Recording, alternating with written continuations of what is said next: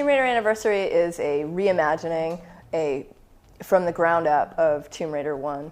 Well, I guess with the 10-year anniversary being now, it just seemed like the time was right. And we had all this technology from Legend that was ready to go, and it just seemed like things coming together, and the timing was just right. The story is the same really as Tomb Raider 1. When we first started the project, we kind of went back and looked at all the cinematics and played through the game lots and lots, you know.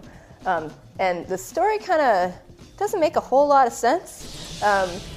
So Toby Gard was here, and he kind of talked us through it all. And the goal is to fill in the gaps and to sort of flesh out the story into to make it more of a standalone story. The approach we took was to start from the memorable moments and try and recreate those, and to really try and make them live up to people's memories of what that actually was, because I think an experience a lot of us had when we went back and looked at the original game was just how small some of the areas were. They weren't as big as I remembered, they weren't as grand as I remembered, and everything was a lot more stark, and obviously 10 years of technology is a lot of progress.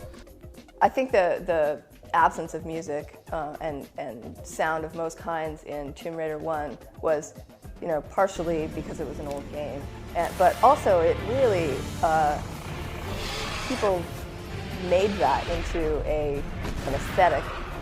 They derived the aesthetic from it, right? It made them feel more isolated and more alone.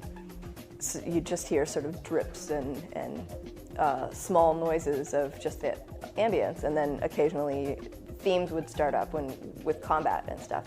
So we're trying to have a balance between that ambient quiet and that is so evocative of the isolation and exploration feel that we want to get across, and sort of modernizing the game with music. Well, the animals were the primary enemies in Tomb Raider 1, and we've stayed true to that.